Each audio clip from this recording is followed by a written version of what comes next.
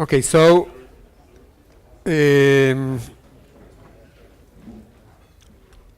let's just go over one more time the definition. You know, we have the protocol itself is just the Diffie-Hellman, two messages, the public key of A, the ephemeral key of A, and same things for Bob.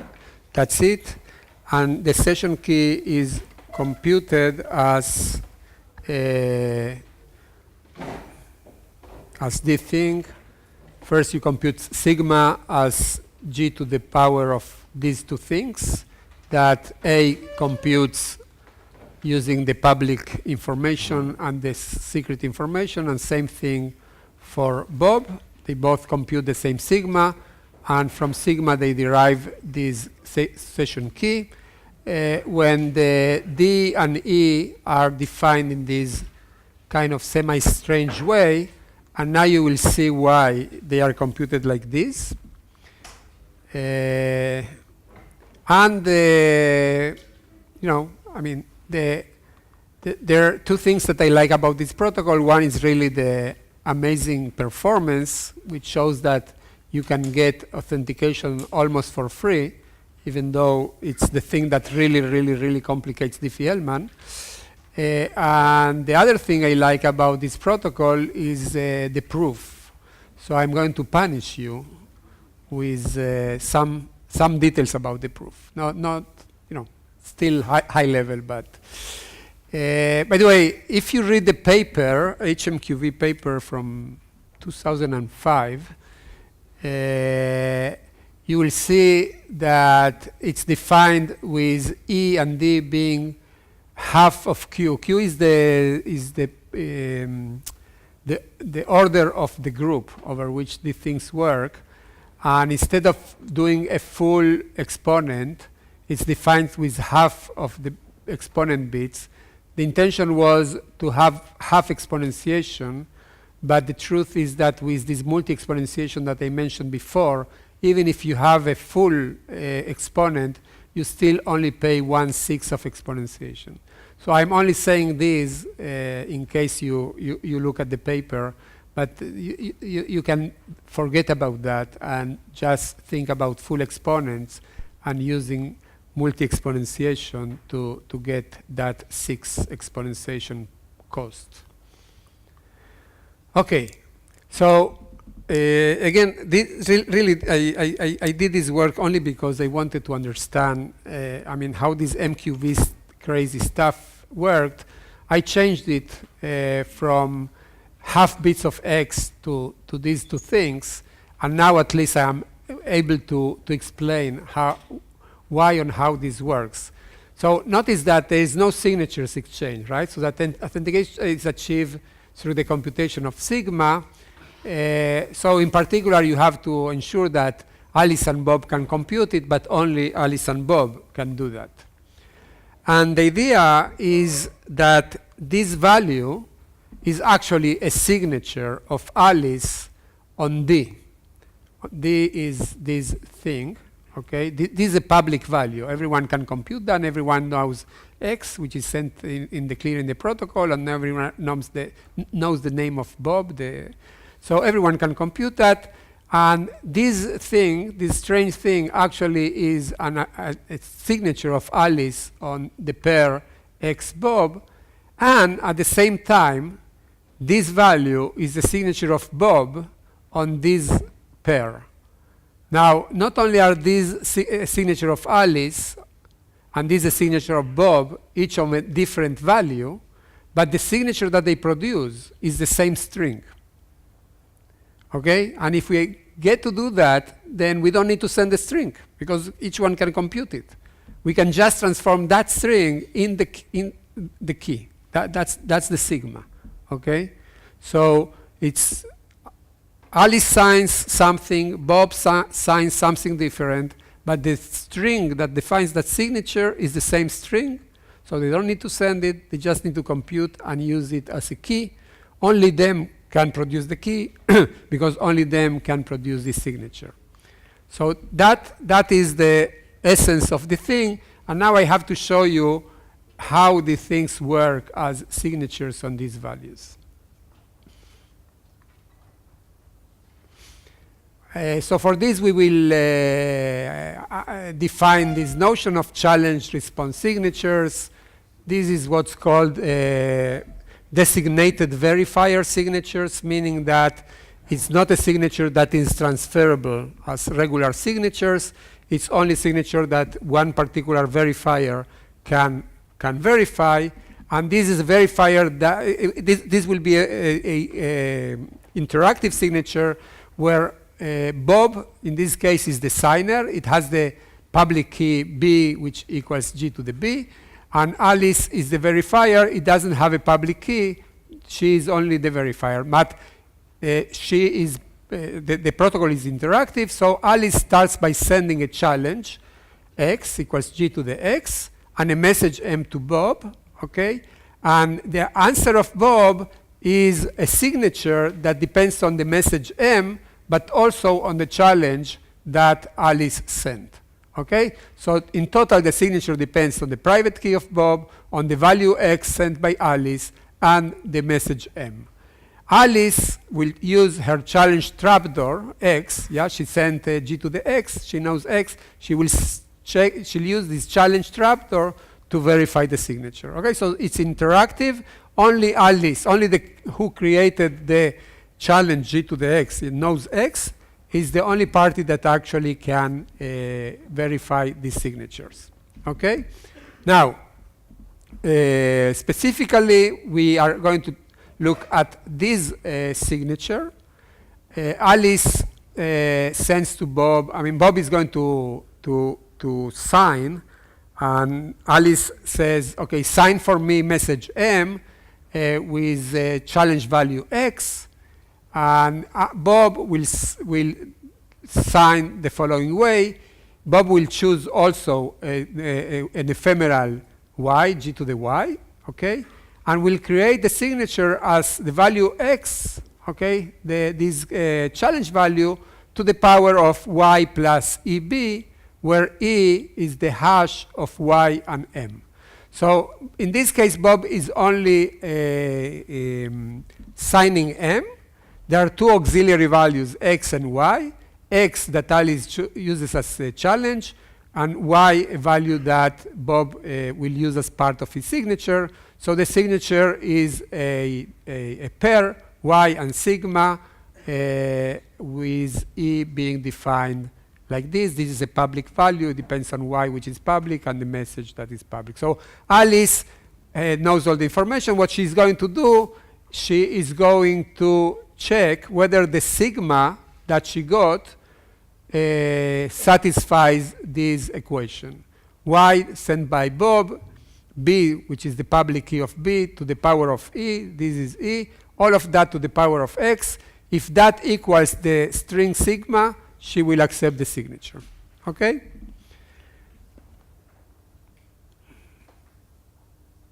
Now, notice that Alice can generate the signature by herself, because the signature was, once she sees Y, okay, she can generate the signature, and she can also choose Y, but since she knows X, she's actually recovering the value of sigma. Basically, that's the way she checks. She recomputes sigma and checks it against the value that Bob did.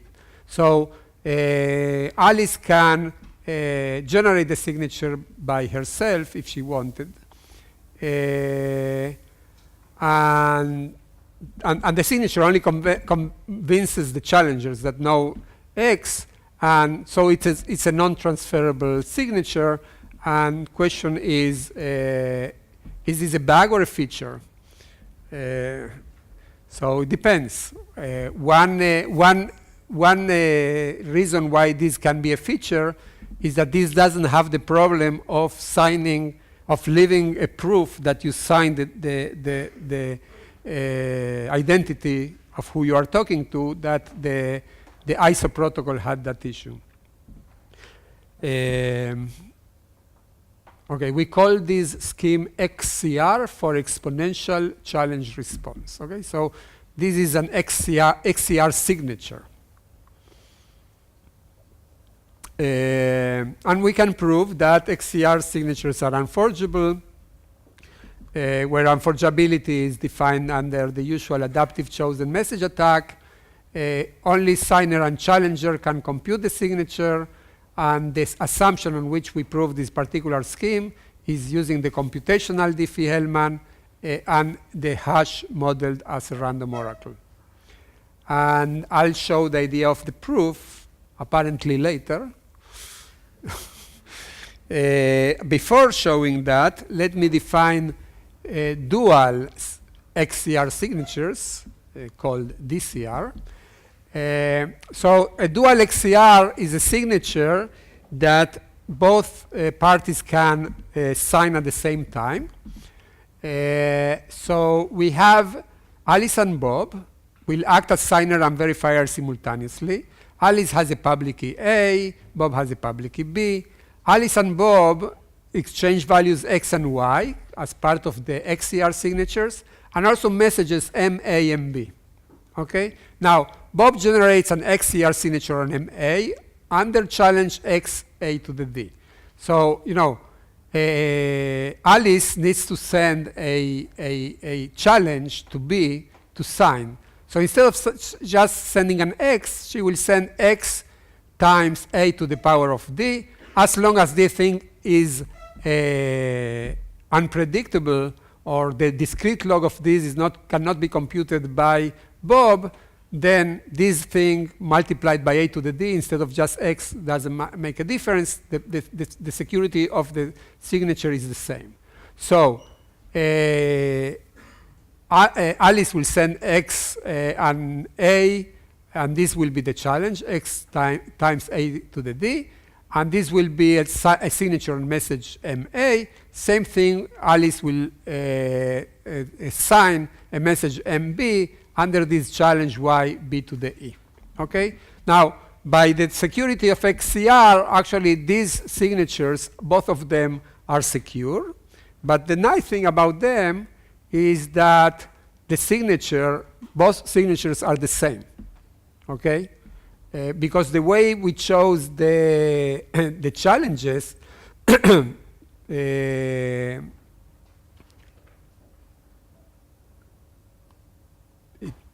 it just happens that they are the same. I mean, just by chance, you know. I was walking the street and then I found these two. Anyway, so these are two signatures on two different messages, any two messages, which produce the same signature string. Does not violate the principle that you don't want to reuse something for two purposes?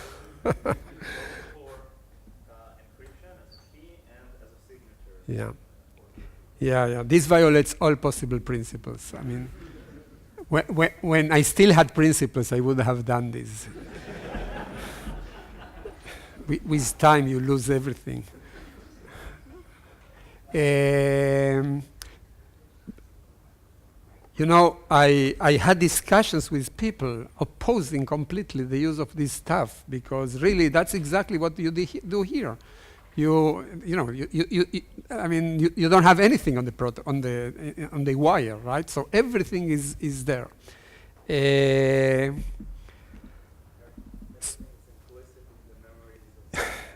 Yeah. The only thing I can say in favor of the thing is that people so much don't understand it that it's harder to break it. You know? When you understand things, you say, oh, I understand it's a signature. I can do this and this because I know the signature is here. You can, but no, I mean, seriously speaking, this is the complete opposite of what I think, of transparency. You know, on the other hand, it's a very, very inexpensive protocol. I would say that personally, my main interest was mainly theoretical here, of trying to understand, to make sense of this and what is the minimum of authentication. But once you have that, you start using it because it's very efficient. So, but yeah, you're right. I say the search for extreme simplicity. Actually, it's also extreme violation of these. Hmm? If it's provably secure, Well, so the issue is with this principle of having one thing for, if you're going to define a protocol and you are sure that everyone will use it like this and the protocol will never change and no one will add anything, will not want to do anything other than what you had in mind, then yes. But this is, I mean, again, if it's going to be a useful protocol, usually the things evolve, things change around it, and the design elements are so tightly coupled that you can't evolve. yeah. I mean, there are things that I'm not showing it, but the nice thing about this is our general signature. So, for example, here I just put the minimum, which I need later, which is this y comma identity or something like this. But actually, you can sign more things. So if you have a protocol and you use, as I said, one of the principles is sign as much as possible.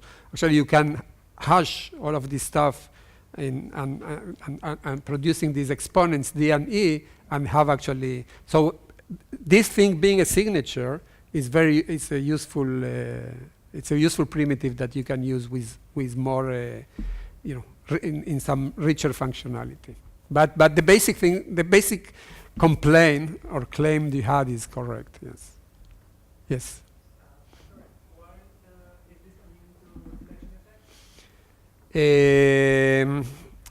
is this immune to reflection effects? Is this immune to reflection attacks? Good point. Good question. If Alice is talking to herself, it is. No, I mean, it's not a joke. I talk to myself. I don't know about you, but and I love talking to yourself is definitely a practical thing. For example, what do you mean to yourself? You have two computers or your phone and your laptop, and you install the same certificate. You already pay the certificate in VeriSign. You are not going to pay for two to have one and one. So it's definitely something that two entities with the same certificate can talk to each other. The truth is, I don't remember what do I do in that case. I mean, I mean, you have to break symmetry somehow, but I don't remember exactly. Yeah, but even in the case where there are two distinct entities with distinct public keys, so supposedly once the first entity signs a message, the other entity can echo the same message. You mean G to the X? The only thing you are sending here is G to the X, G to the Y. You are not sending anything else.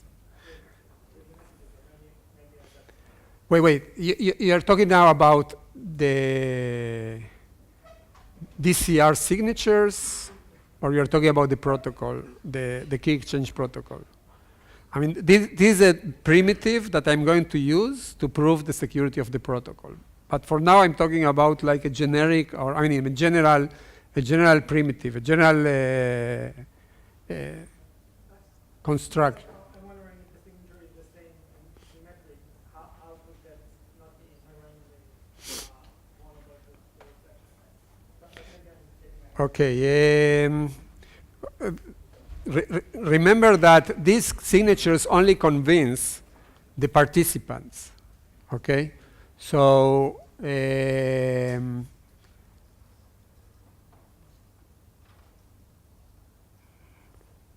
So if I am Alice, okay, I think I understand now your point. Your point is that if Alice sends the value sigma to Bob, then getting sigma back will not be very convincing.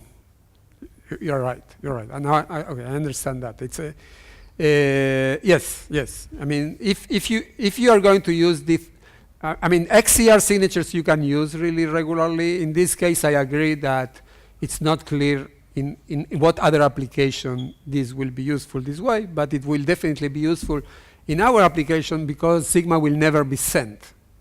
You will, okay, so that's the point. But yeah, I understand, sorry. I got...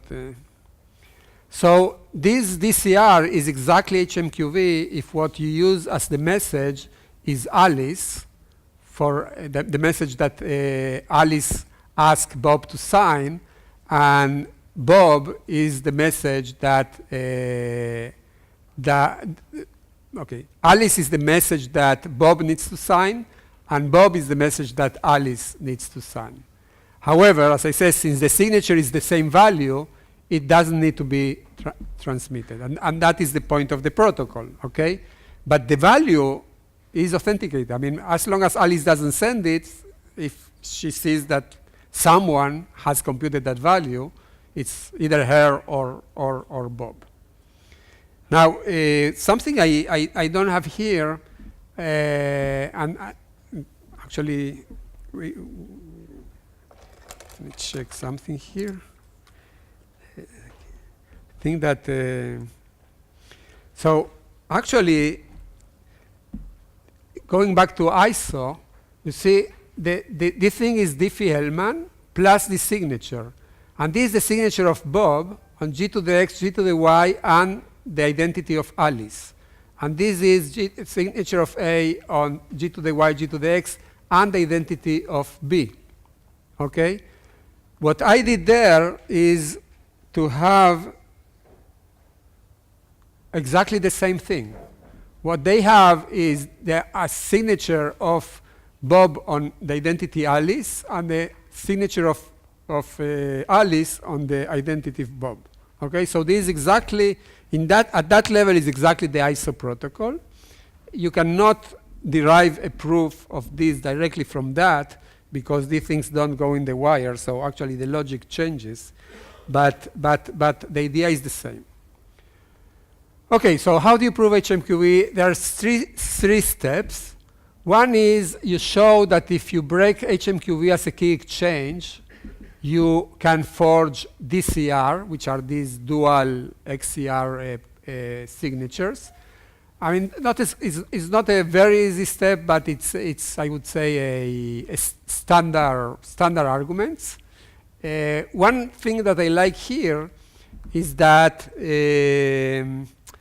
it really shows that every element in the protocol, if you take any one of the elements in the protocol breaks. So really there's not too much to take out of the things, but it really shows in the proof, oh, I need this here, otherwise the proof doesn't work. So then the next step is forging DCR to forging XCR. This is quite straightforward. And the more interesting part of it, actually, this is technically more involved, but this is more interesting. And this is actually showing why XCR are secure signatures based on computational Diffie-Hellman on the random oracle model. And let me show you this third step. I mean, again, I'm not showing the details, but here's the idea. So this is what I call the exponential Schnoor protocol. So Schnoor protocol is a protocol in which to prove knowledge of discrete log. So, you know, there is a value G to the B that both Alice and Bob knows, and Bob claims to know the discrete log, lowercase b, and Alice wants to get convinced of that. So the protocol goes by Bob. This, by the way, this is going to be an honest verifier zero knowledge protocol. So Bob sends to Alice some random power of G. Alice sends to Bob a random element in ZQ. Again, Q is the order of the group generated by G. And then Bob sends to Alice this combination EB plus Y. Yes, this is E, this is B that he's proving to know, Y is this value, and Alice checks that Y times B to the power of E equals G to the S. Okay, this is the traditional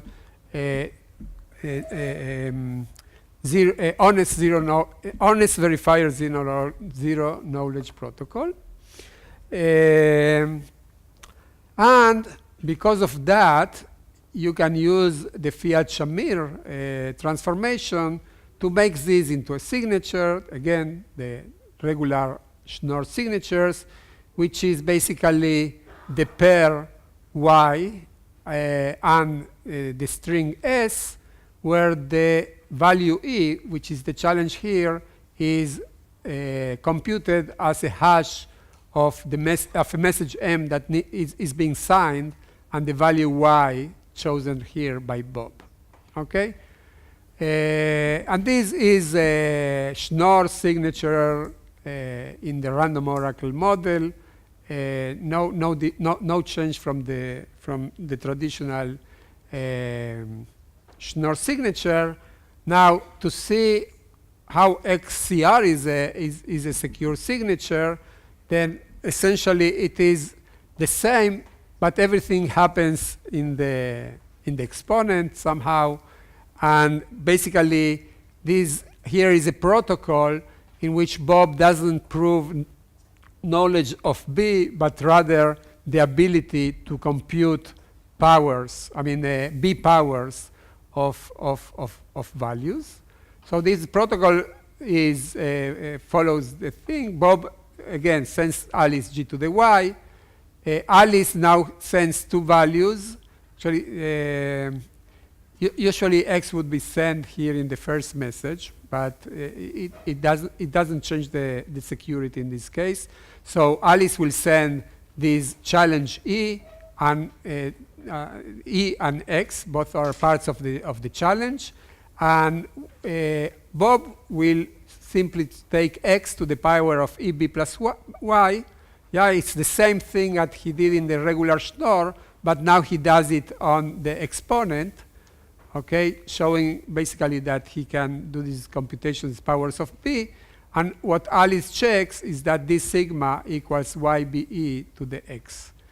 Now, if you take that exponential Schnoor protocol and make it into using the Fiat-Shamir transformation, you make it into a signature, you actually get exactly the XCR signature on M. Okay, so that's and doing this proof is not is not that simple, but it's I would say it's standard stuff. You have to go through the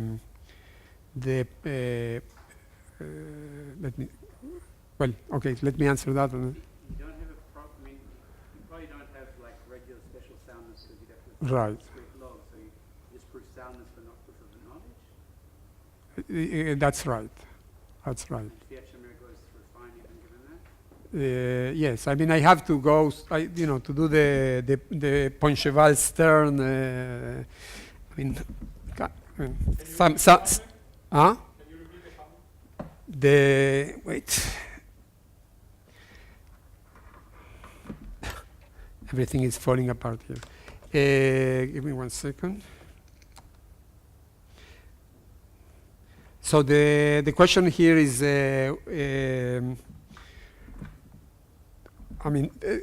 you have to prove that the Fiat-Shamir thing works here without basically.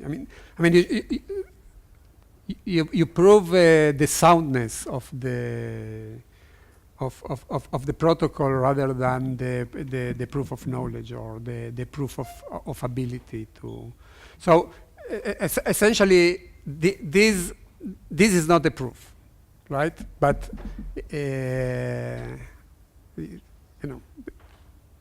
it doesn't work by going exact. But yeah, it's not a proof, but it's the essence behind the proof, and. Yeah, so let me see. Okay, I see. All right, so I'm thinking if I want to do this or not. I think I will not do this.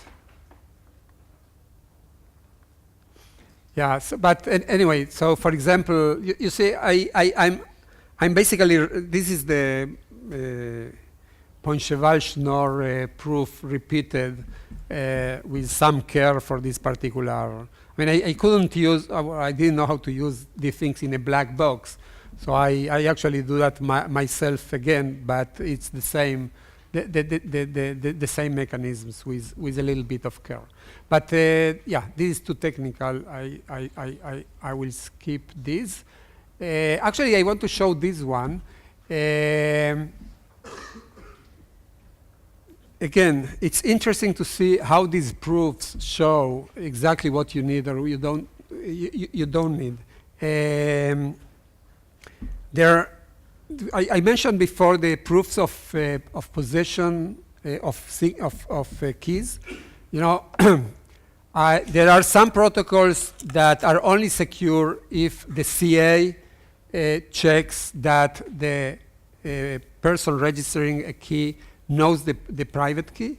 So there are some protocols that require that assumption. I mean, that the CA will do that, and if they don't do that, they are insecure. There are protocols that we can prove security without that property, so certainly those are better, and actually I would claim much better, because in reality you cannot really always trust the CAs to do that. Some do that, some don't do that, and some do that wrong. I mean, they think that they do it, but they don't do it right. So in practical terms, it's hard to rely on the CA to do the proof of possession. You can always do the proof of possession as part of the protocol. Okay, you can ask, Alice will ask Bob to do something that will prove a possession. Of course, if that is done separately from the rest, then it adds to the performance, I mean the grade's performance. So it is nice to see that in this protocol, actually, you can prove the protocol even if the attacker has the ability to choose the public keys of the corrupted parties. Okay? We are still assuming that the CA is verifying the identity of who they certified the key for. If they don't do that, then there is no point in doing certificates. But they say, you know, if Alice comes, they say, show me your whatever credentials as Alice, and then they say, okay, you are Alice, now I sign, but they don't check anything on the public keys. Now, the proof, I mean, again, I will not go over this, but, you know, just at some point in the proof, you know, this thing is derived, and here is where you need to see there is this division here. Okay, and then you need to see whether this value is in the group or is not in the group, and you know these properties of public keys, and then you can see that actually it's enough that this point is in some super group, blah blah blah blah. Doesn't matter. Point is that really, when you go through the proof, you can see exactly where is the place that you need to assume. Yes, you need to check this value to be in the group, but not in the group of order Q, but it can be done in a super group. In the case of elliptic curves, I mean, in any group, this gives you better performance. So again, okay, I'll leave it there. So yes, so there is this issue of prime order verification, and this proof shows that you don't need that. It's needed if you want to be secure against the leakage of the ephemeral exponents, but for the basic protocol you don't need it. And in particular, no need for proof of possession of the public key, and these are good properties. Okay, so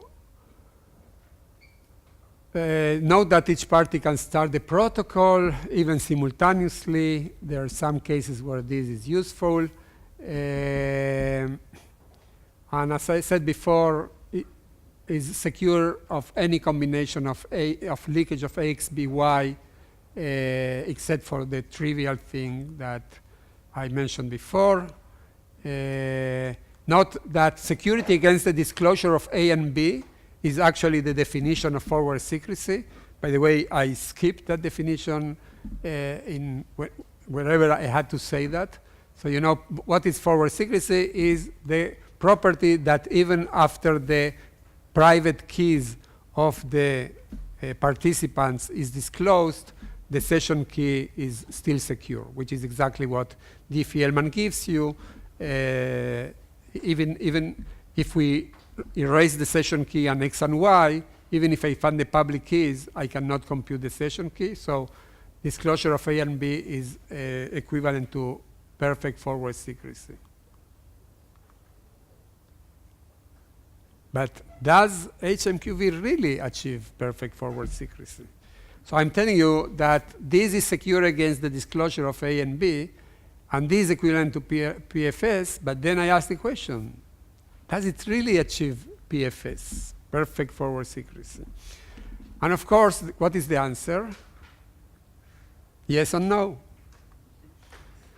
So actually, it's only achieved against passive attackers. What this means is that if during the generation of the session key, the attacker was passive, actually G to the X and G to the Y were generated by Alice and Bob, the honest ones, then the attacker will never learn that key once that key is erased. However, it is not secure against active attackers, and actually there is this general theorem or impossibility fact which says the following. If you have a key exchange protocol where everything that goes on the wire transmitted between the parties is independent of the private keys of the parties, okay, then that protocol cannot achieve forward secrecy against active attackers. Okay, so since everything that goes here is identities that are public and G to the X, G to the Y, no computation that involves the private keys is necessary to actually create the messages. Everyone can create the messages on the wire. Because of that property, then it's not possible that this will give you forward secrecy against active attackers. And the proof of that is very simple. If the attacker is active during the generation of the session, he will choose G to the X. You see, think about this protocol. This protocol, G to the X is sent, G to the Y. When Bob receives G to the X, it says, oh, here is Alice, G to the X. He has no idea if Alice is alive, dead, talking to him, not talking to him. Someone sent this pair, A and G to the X, right? Everyone can send that. It will only learn that Alice actually did participate in the protocol once Alice uses the key. And by the way, you can add a third message to the protocol for Alice proving to Bob that she participated by just sending a MAC under the shared key on some nonce or some value. Okay, I didn't mention that. But anyway, point is, everyone can send these values, and if the attacker was the one that sent A and G to the X, he knows X. Okay? Now, in the future, if it finds the public key, the private key of Alice, okay, he will know the key. I mean, he chose X. In the future, he will learn the key of Alice. He will know the key. So, I don't expect that necessarily you get it, but think about it. It's an important property of these implicitly authenticated protocols, and unavoidable for any protocol that doesn't involve private keys in the computation of the messages sent during the protocol. So we have to live with what we call weak forward secrecy in HMQV. So now we can ask a fundamental question, which is how much time I have? 15 minutes. Huh? 15 minutes. 15? Okay. Having solved the fundamental question, we'll go to a less fundamental question, which is, can we have a fully authenticated Diffie-Hellman protocol and such that 2 messages in total, a single group element per message, no certificates. By the way, I said that the complexity of the HMQV is the same as the the regular Diffie-Hellman without authentication. I cheated, right? I mean, no, because if they have to send certificates, the certificates cost in communication and the certificates cost in computation. You have to verify the certificates. So it's not true that that thing is the same as the Diffie-Hellman basic thing. It's true that is everything I said plus the cost of certificates. So now I want something that you don't even need to send certificates. You want to spend as little computation for authentication, and you want perfect forward secrecy against fully active attackers. So it's something that solves all the things that were left, not getting to the extreme minimality in the HMQV, which is no certificates and forward secrecy against fully active attackers. Now, as you can imagine, if I'm asking this fundamental question, it's because I know how to answer it, right? Otherwise, I rather wouldn't answer. Actually, one of the main reasons I will show you now this protocol is because I will tell you at the end, here is the most open question in the area of key exchange, at least for my taste. So now you have to pay a lot of attention. Okay, so I'll show you a protocol that does all of that, and that 1/6 exponentiation, which let's say with an exponent of 256 bits, 1/6 is some 45. It means that you need some 45 multiplications. Forget about it. This one will have 2 multiplications, or maybe 3. I don't remember. Okay, so, and there is nothing new about this protocol. Actually, this protocol existed since 1987 by Okamoto and Tanaka. As with HMQV, the protocol Okamoto-Tanaka, the way they defined it, is not secure. There are some attacks against it. But once you fix some issues, actually, it works. And it gives full security, with a full proof of security and PFS against active attackers. You see. What I said, it's a good question. I said that if the information that you exchange on the wire can be computed without knowing the private key, then it's impossible. So this implies that somehow the protocol is going to use the private keys to generate the message. So we call it modified Okamoto-Tanaka. And here is another cheat. We will not use certificates, and that's not a cheat, but we will use a key generation center. So this is like an identity-based setting. Identity-based setting, there is a key generation center that provides secret keys to the parties. So we will not have certificates, but we will have a certification authority which actually is stronger or has more responsibility than a CA, because not only this key generation center will give certificates, actually it will not give certificates, but instead it will give secret keys. But giving secret keys means that the center knows secret keys. So when I present my open question, one of the parts of the open question will be, can we get rid of this key generation center? However, here it's a trade-off. We are avoiding the cost of sending and verifying certificates, but we are trusting a key generation center. What is the solution to a key generation center that knows the secret keys? Let's say you use something like this. There is a key generation center, they know the keys of the parties. What solution there is to that? How would you implement such a key generation center? Ask the NSA to do it. One solution, the NSA, yes. Another one? Distributed, exactly. You do a threshold key generations, multiple parties, NSA, FBI, CIA, multiple parties. And yeah, so anyway, so a key generation center that works the following way.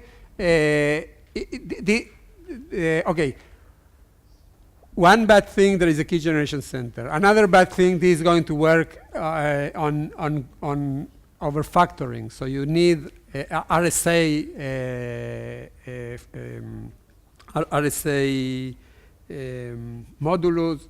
moduli, and this in itself is more expensive than elliptic curve. So that will be another element in my open question. But for now, this key generation center works with primes P and Q. That is, they are chosen as safe primes. Safe primes means that P equals 2P prime minus 1, Q equals 2Q prime minus 1, where P prime and Q prime are prime. The important thing about choosing these parameters in this way is that the group of quadratic residues modulo n is a cyclic group. So there is a generator G of the quadratic residues. So we will do Diffie-Hellman over the group of quadratic residues modulo n. Okay? Now, the key generation center chooses this n, chooses G, and chooses E. Sorry, it actually generates RSA exponents D and E. It publishes N, G, and E. E can be 3, so think of E always being 3. Okay? These are the parameters of the key generation center. Now, when a party whose name is I comes to ask for a key, the key is simply the hash of the identity I to the power of D modulo n. So you can think of this as being an RSA signature on the hash of the identity of a party. Now, since this is an identity-based scheme, this is where we are going to save the certificates. It's enough for me to know the identity of the party I want to talk to. I don't need an extra public key for this protocol. Okay? And we need this hash to take arbitrary strings and map them into the quadratic residues group. That can be easily done. If you have a hash that goes into the n, you take that hash square and you get what you need here. So that is not a problem. The ephemeral session values will be G to the X modulo n, where X is length of twice the security parameter. So, X will be 256 bits. The size of n depends on, the level of security you want for, depending on factoring. So usually, this will 2048 or something like this. This is the protocol. So another semi-cheat. What is being sent here is not G to the X and G to the Y. If I had G to the X, G to the Y, then really the impossibility result with respect to forward secrecy would apply. So it is not. But doesn't matter. What it is that a group value. It's a group element. It's no more than a group element. So Alice sends her identity, which in this case is denoted I sub A. And she sends alpha, which is her secret key that she received from the key generation center, multiplied by G to the X. Okay, so this is a group element, except that now g to the x is multiplied by her secret key. And Bob does the same. He sends beta, his secret key, times g to the y. X and y are ephemeral here. Okay? So a single group element, I mean, not g to the x, g to the y, but still a single group element. And the identities, no need to send certificates because the protocol doesn't require them. How do they compute the session key? With this formula, beta to the power of e equals 3, divided by the hash of the identity. I mean, Alice takes the identity of Bob, hashes it, and she takes beta to the e, divided by this value, all of this to the power of 2x, okay, where x is her ephemeral value. Bob does the same. Basically, what they are computing is the value g to the 2xye. Okay? So this is a modified Diffie-Hellman over an factoring-based group. And from this, you compute the session key as another hash of this k that they computed, and the values alpha, beta, and the identities. Okay? That's it. That's the protocol. Now, two messages, single group element, no certificate. The computation, let's see what the computation is. So one offline to compute g to the x, okay? So that's one offline. The other one is one online exponentiation, which is this thing, okay? The online exponentiation is that you have to take this thing to the power of x. The only thing that you do in addition to this exponentiation is this exponentiation. But e is the number 3. So how many multiplications you have? 2 multiplications and 1 squaring. Now, that's it. The complexity, the performance of this protocol is exactly that of the Diffie-Hellman plus 2 multiplications and 1 square. Okay? These 3 multiplications much better than the 6 exponentiation of that I showed before. What about the offline insertion? Will it convert also? No, this is